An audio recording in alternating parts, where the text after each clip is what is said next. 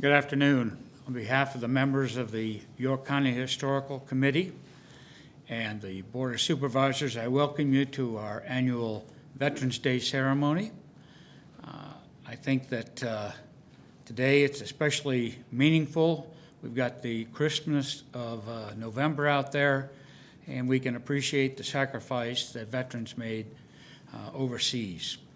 So at this point, I'd like to introduce Tim Smith, and he will be our master of ceremonies. Again, thank you for coming. Thank you, John.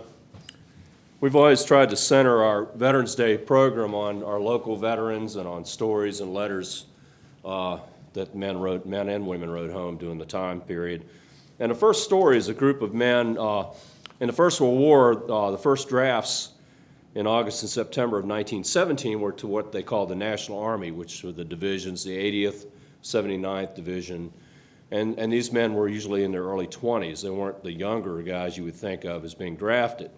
Well, they would draft these guys by locality. So one group of them, and I'm sure it was throughout the country, but this particular group you see up here, they were all from York County, Poquoson.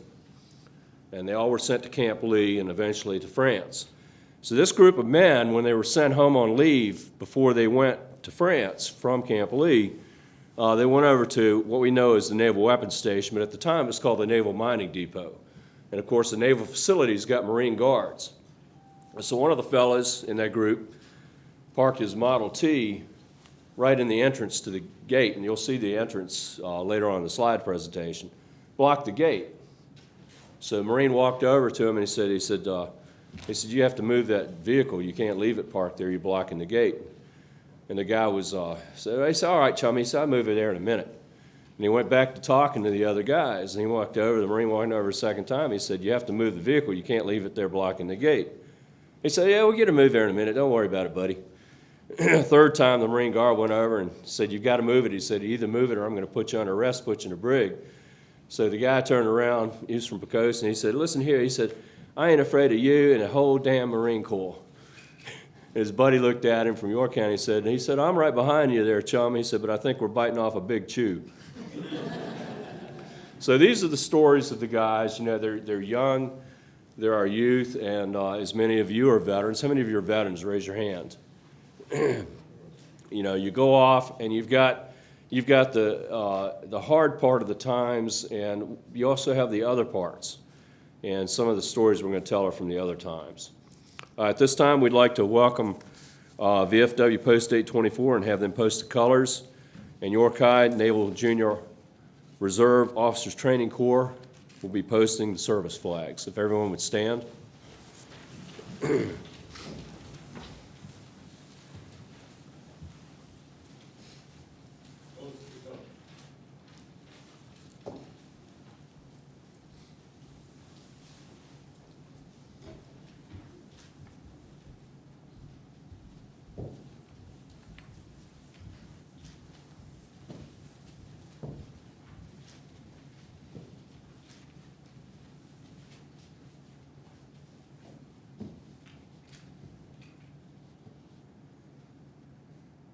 Honor guard, set.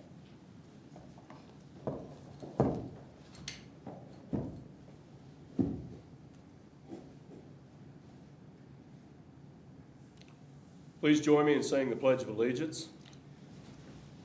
I pledge of allegiance to the flag of the United States of America and to the republic for which it stands, one nation under God, indivisible, with liberty and justice for all.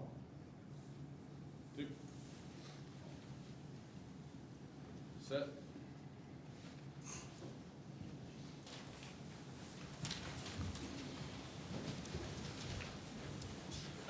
Germany, 1945, not long after the Battle of the Bulge, a 13-year-old boy writes to Germany to his brother, Bill.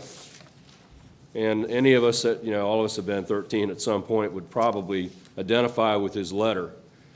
He goes on, he said, "Hello, Bill, I haven't much to say, but I've been meaning to write you." He said, "JT's gone to the lake with Mary. He's already been drafted too. He said, if you get a chance, can you send me some things? He said, I want an American helmet and anything you think is safe to play with. P.S. Please send me a knife and case and a canteen cover. Something safe to play with. I'd like to recognize our guest, VFW Post 824. Please raise your hand. I know there's a lot of guys here that are part of the post. Disabled American Veterans, Post 13, Chapter 13. Terry's in the back here. A lot of you guys are in both groups. Naval Junior Reserve Officer Training Program. Raise your hands. Glad to have you folks here from York High School. We've got our historical committee members that you can recognize in the red shirts. We've got some people that are doing double duty. We've got people who are also here. Many of them are veterans. We've got Bonnie, who's on the committee with the Historical Museum. Just a lot of people doing double duty. All these guys up here, except for me, are veterans, so it's good to have everyone here. York County, 1862. There's an area called Ship Point. If you're from the county, you're probably familiar with it.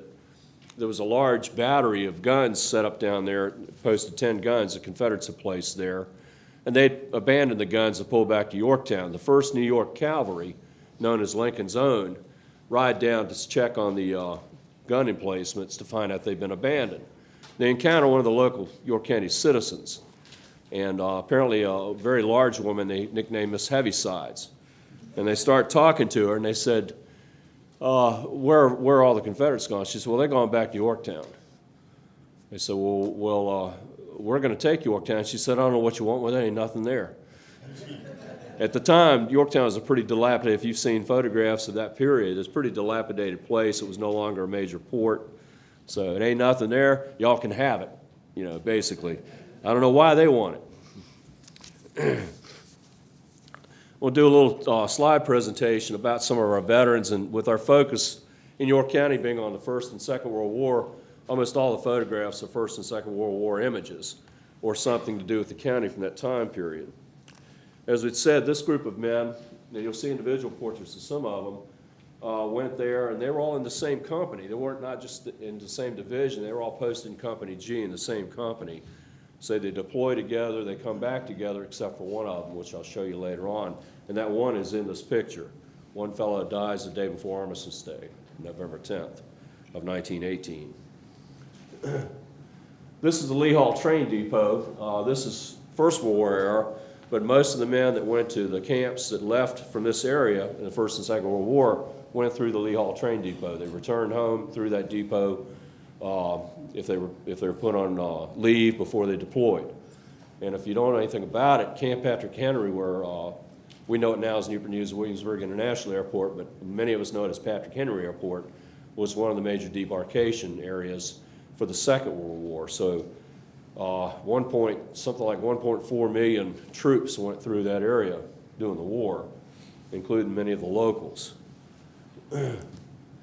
This is a World War I postcard that Pete Lawson sent home to his mother from Camp Lee. He had a note on the back of it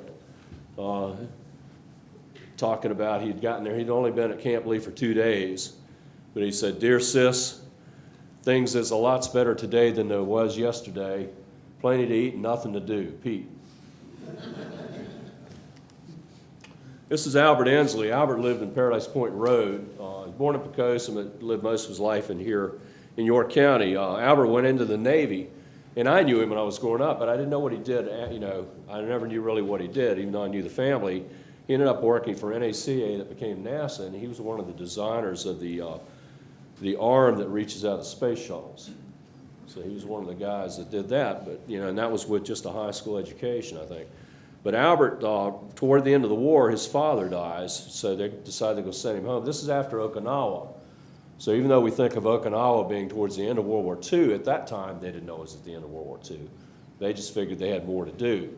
And he had done a canvas, a piece of Navy canvas, and pen and inked his ship on there and a bunch of the history of the ship. And I don't have a copy of that, but his daughter showed it to me. But the back of this is a postcard, and on the back of it he wrote a note to his mother when he sent her the postcard. "Mama, put a light in the hen house and put your hands on double duty. laying both day and night, for I'm headed that way. So I'm coming home. This is Daniel Carmines and Ben Hunt. They were both from the sort of the Tab, Poquoson area. They kind of wandered back and forth from York County. It was very unusual for two guys in that time period from this area, to sit for a portrait. They sat in Petersburg in 1863 and had they called it their likeness done. That was the term that they used at the time. And it was also very unusual for someone to be kind of smiling. You see the smirk on the fellow on the right, or on your left, I guess. And he's wearing an officer's hat, but he wasn't an officer, so maybe that's why he's smirking. You know, the other guy's a sergeant, and he actually outranks the guy dressed as an officer. So a lot of you guys that were in the service know you had to balance the things that you had to deal with the lighter times, and that's what these guys would do too. This guy is Jack Jones, and this is in one of our family's photographs, and I had to figure out what it was. We could do that by the emblem on there. Jack was living with someone in the county at the time, but he turns out he's part of the Billy Mitchell bombing group that proves that airplanes can sink a ship. They're posted at Langley after World War I, and they run the sorties out of Langley. Of course, Billy Mitchell gets court-martialed because they think he's nuts, but they were able to prove that, yes, you can sink a ship with an airplane. And this is the bombing group that did that. These guys came back from France, were experienced already. So Jack Jones, living in York County at the time this was taken, image was taken at Langley Field, and it's an original that is in the family. This is Irving Opheim, a large group of men from the northern end of the county going to the Marines. When the draft comes up for First World War, most of the men, of course, go in the Army or end up in the Navy, a number of them in the Navy. But a group of about 7 or 8 men from the Norge area all go into the Marine Corps, and Irvin is one of them. He doesn't survive the war. Out of the 7 of them, we can document 5 of them don't return. And to give you an idea, there were only 2 regiments of Marines that were in France in World War II. They were part of the 2nd Division, and the divisions at that time had 4 regiments. And the 2nd Division had 2, and your 2nd Division man right here, 2nd Division at that time had 2 Army regiments and 2 Marine regiments. So the only Marines were over there were those 2 regiments, and those guys were with them. This is Joseph Knofton. He's another one of those Marines, a pre-war image. He also doesn't survive the war. Comes home. His photograph is taken with his family. This fellow was part of our historical committee for years. It's Bob Bigelow. Many of you know him. Colonel Bigelow was a B-29 pilot. He trained on tow planes. So if you're familiar with airborne glider units, he trained to tow gliders. And that was his original training. Then he gets transferred to B-29s. He flies in the Second World War, he flies in the Korean War, and he flies in the Vietnam War. So he's a 3-war pilot. Quite a guy and a great part of our committee. And this was a conglomerate that you would see many people do. Yeah, your image is up there too, Dana, but you're not in your Uncle Sam outfit today. So this is Austin Carmines and his wife, and sometimes the men would get their image done before they're sent off to war.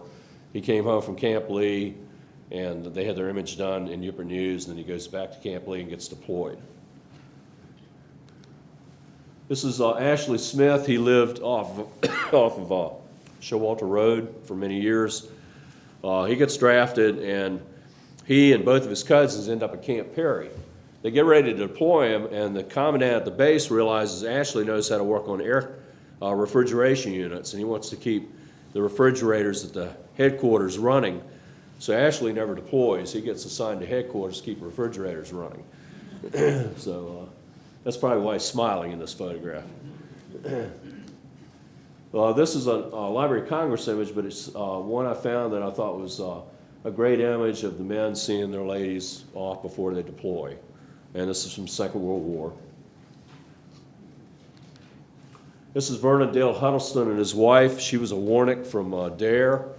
They get married. He's actually from Ohio, but he's living in Dare, Virginia. He deploys. He gets lost in the Pacific. His body not recovered. He's on the memorial stone in the Pacific. that's in Hawaii. They've got a stone there for all the remains not recovered. This is Harry Hopkins, his wife, and she actually enlisted also. So she's in one of the women's auxiliary corps that existed at that time in the First World War. This is Charlie Chesser, photograph took with his brothers, and I think it was taken at Buckrow, if I remember right. I might be wrong about that. But anyway, he took that photograph before he deployed. He was obviously Navy, shipbound, and I don't think the other boys went in. But he had a son that was a Second World War veteran that's lost in France toward the end of the war, Ernie Chesser. This is the landing depot over at Naval Mining Depot, or again, Naval Weapons Station. So that's the aerodromes that existed there at one time. A little local history. This is a joke image done. The guys would send postcards home making fun of their time in the Army. Again, I've seen it done on other conflicts as well. I'm surprised they took him in the service with teeth like that, but but anyway, that's probably one of my relatives, I'm not sure. The next 5 images are some of those guys you saw in the first group portrait. They were all in Company G, they were all drafted from the county, and all end up in the same unit, all deploy together. This is Dick Huggett. This is Marvin Lindsay. And if you saw the collar device up close, you could see G318th on the collar device. This is Pete Lawson, who wrote the postcard home to his mother. This is Harry Wainwright. He's the one that doesn't come home, that gets lost on November 10th, the day before the armistice. And this is Willie Bradshaw. So all these guys, now I've got a roster, so when I heard the stories, these guys were all in the same unit, I realized, and you look at the roster, you're going, oh yeah, they really were, because you don't know if the stories you hear are always true or not. This is the gate at the Naval Mining Depot with the Marine Guard. So they, no picture of the Army guys messing with him though. This is Benny Leverson. He was from Upper York County. He was in the Army. He was in the machine gun company attached to the 8th Division. He gets killed in action at the Meuse-Argonne offensive. It's right toward the end of the war. So he doesn't return. This is Willie Banks. Willie's from Carey's Chapel. If you see the V device on his lower sleeve on his left side, that's his service stripe for 1 year, for 6 months overseas. So when he did another 6 months, he get another service stripe. He's also got the upper V up there is also, it's a wound badge. So in the World War I image, the World War I insignia can be quite confusing with all the chevrons. Willie returns home. He survives the war, returns home. He serves with the 811th Pioneer Corps. He's buried at Carey's Chapel, but he developed tuberculosis from the war and passes away in 1922. This is an unknown, and there's a lot of these in our photograph albums. If you go back and look at your photograph albums, different family members will send pictures, and if somebody doesn't write those names on it, sooner or later you lose track of who they are. And this is a 2nd Division man, Second World War, and we're not sure who he is. There's a note on the back about meeting someone at a train, but there's no signature on it. This is Grady Montgomery from Seaford. Grady goes into the same division, but he's in a different company. He survives up into the 1990s. Well, you knew Grady probably, didn't you? This is Taylor Ironmonger, also from Seaford, and he ends up a military police, as a military policeman. So there's several images of him from that time period. This is the balloon school at Lee Hall. It was back of where the train station was. So in addition to everything else we had over at the Fort Eustis area, they had a huge balloon school. This is just a section of the panoramic that involves 4 dirigibles in it. This is Linwood Bradshaw, another man from the county. He goes into the service. He makes it home, goes back to work on boats. He works on boats before he goes in, comes back home, goes back to work on work boats. This is Wilton Ensley.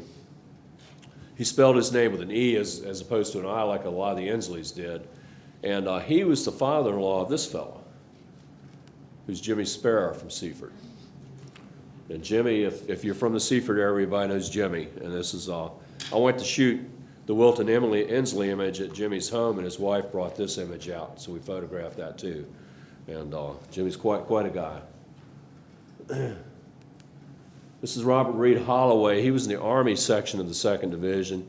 He also doesn't survive the war, doesn't come back home.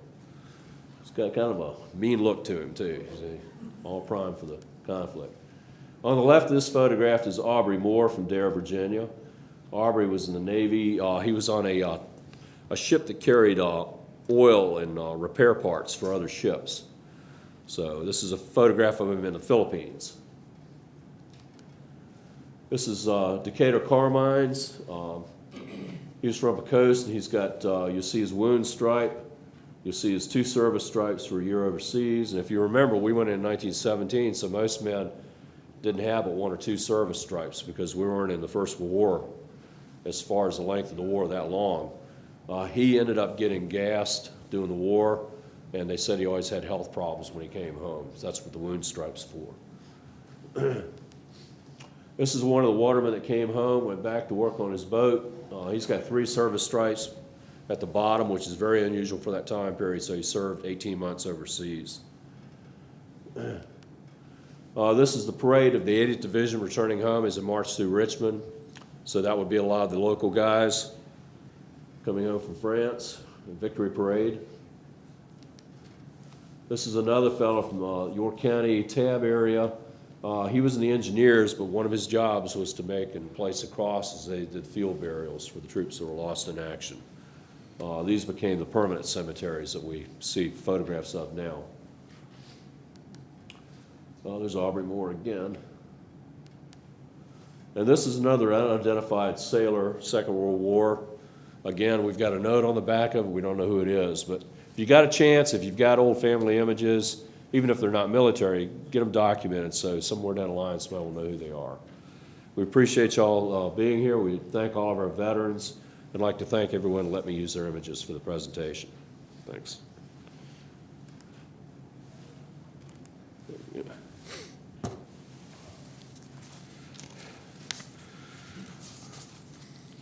Our next letter is from the Korean conflict.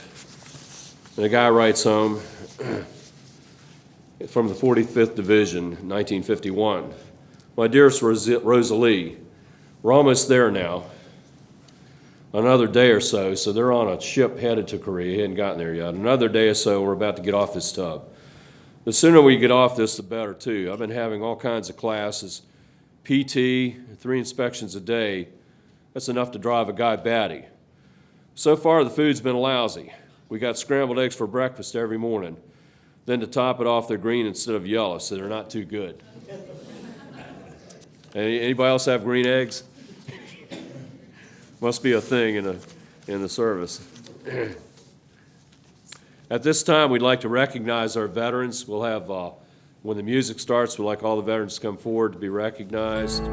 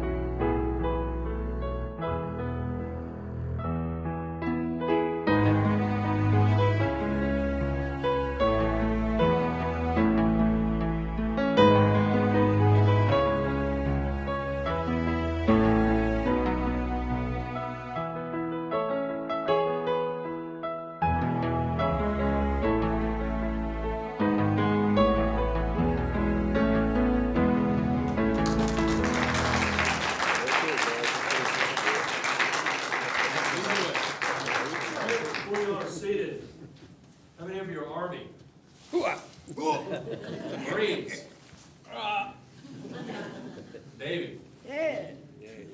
Air Force. Coast Guard. No Coasties here today. Oh, well, they must be working.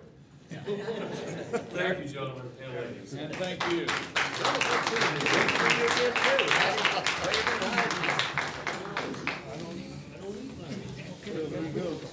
Well, Dad always come out and have a little snack. Yeah, I can be social. Yeah, that's right. Oh, okay. That's all you do. To put things in context, the next story is about Yorktown. Dad would tell me a story about his Sunday school teacher. So he's in Sunday school in the early 1930s. And his Sunday school teacher would tell him, who was an older man, about his grandfather going up in a horse and buggy and watching the siege of Yorktown. So that would kind of put things in context. And back then, of course, they didn't have a news service, and they didn't have any idea other than the noise that anything was going on, unless you were on one of the main routes that the troops were marching through, where they lived in Dare, there wasn't. They didn't know, so he said, so Granddaddy said they got in a horse and buggy and decided to go to Yorktown and see what all the noise was. And of course, they get up there and they can't get anywhere past the Allied lines. He said there's thousands of people everywhere. The largest group you would have ever seen back then probably was going to church or going to some kind of a meeting, maybe a Masonic meeting or something. So you might see 75 to 100 people would be a large group. All of a sudden, there's thousands of people there. And this guy said his grandfather said, he said, there's a lot of racket up here. What's going on? And he said, we got the British bottled up in Yorktown. He said, why? Because they don't know what's going on. He said, well, we think we're going to get them, force them, the guys trying, and we're going to force them to surrender. He said, well, all right. And he said, we went back home. He said, that was the gist of it all. At this time, we'd like to have a laying of the wreaths. We've got 3 groups laying wreaths for us today in honor of our veterans. The first group is Comte de Grasse chapter of the National Society of the Daughters of the American Revolution. We'll have them bring their wreath forward. It's always good to have you all participate in the ceremony with us.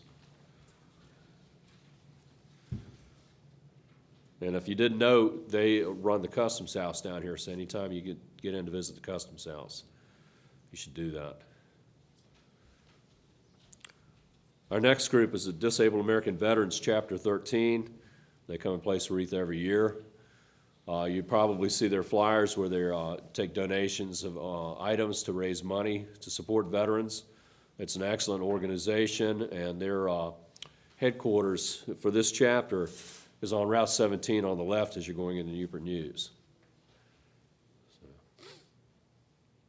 And Terry brought his granddaughter. She didn't want me to embarrass her, but brought his granddaughter with him to help present this, and I thought that was special.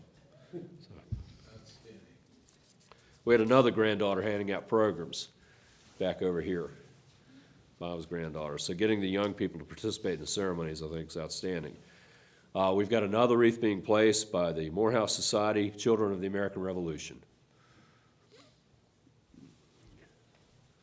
She's going to place theirs right in the center.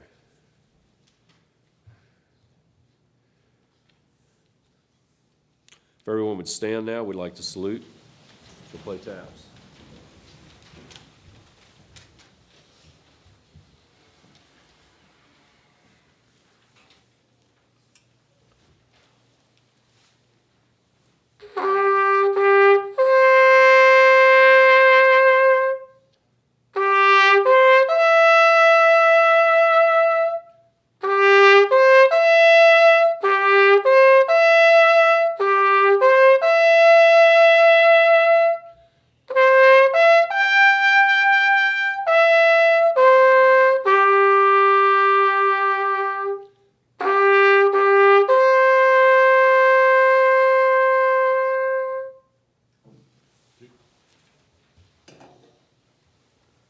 Thank you. Everyone may be seated.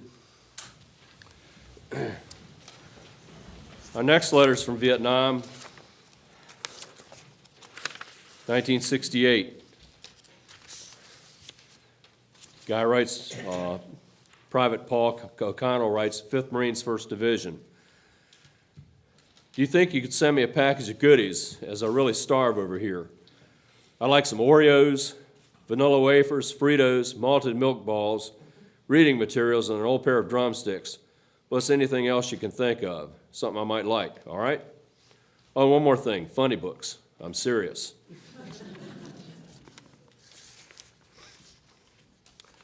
And the last story is from Okinawa. Jack Smith talked about it. He was over on an APA, the USS Sheridan, and their job was to land troops for the landings. And he said at Okinawa there were 2 landings set up. It was the real landing fleet, the enormous fleet, and it was the false landing fleet. So we didn't want the Japanese to understand where we were going to put the real troops in. And he said, turned out we didn't even know which was the real landing fleet, but he was part of the real landing fleet. Well, the kamikazes started coming in and hitting both fleets so heavy, he said we were firing so many ships, and there are hundreds and hundreds of U.S. vessels firing at these kamikazes trying to stop them. And he said, one, we stopped on our ship just before they hit the ship. He said the shells were raining down from other ships in the fleet on your decks. So we actually having casualties from our own fleet trying to knock these guys out of the air. He said, there's just too many shells coming down. At this time, we'd like to retire the colors. I'm going to ask Post 824 to come up. Honor guard, to your colors.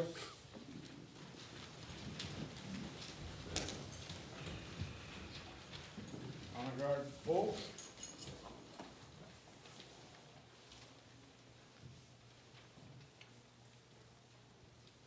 Honor guard, as required, about face.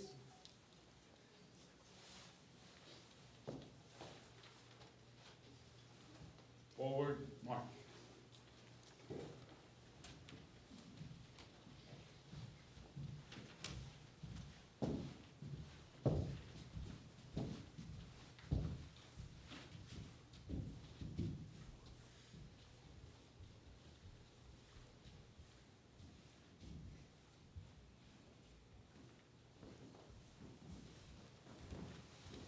Thank you. Please be seated.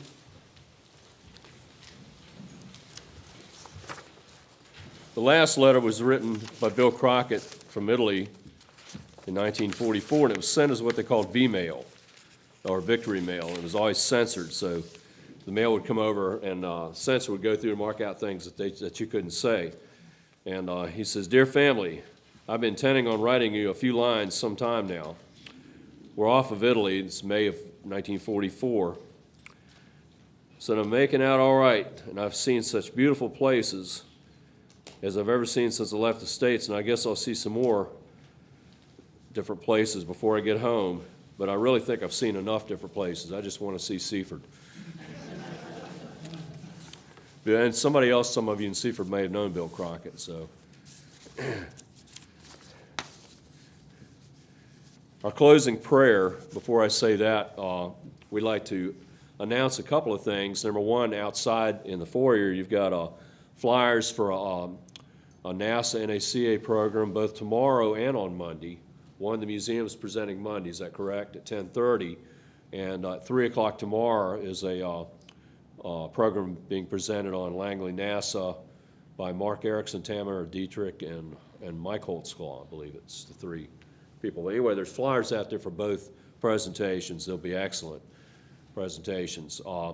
Also, the Senior Center is going to start doing a war stories and lunch thing. They want to invite veterans to come to the Senior Center and share their military experiences, both the good and the bad. But they'll serve lunch. They'd like to do it on a monthly basis. And I believe Tom over here is the contact. So if you want to talk to Tom about it, it's something I think it's important because we should be recording these stories, because if it wasn't for people telling us the stories or somebody taking the time, and of course sometimes people don't want to talk about what they went through, or writing in a letter, we would lose all this, and that's a part of our heritage.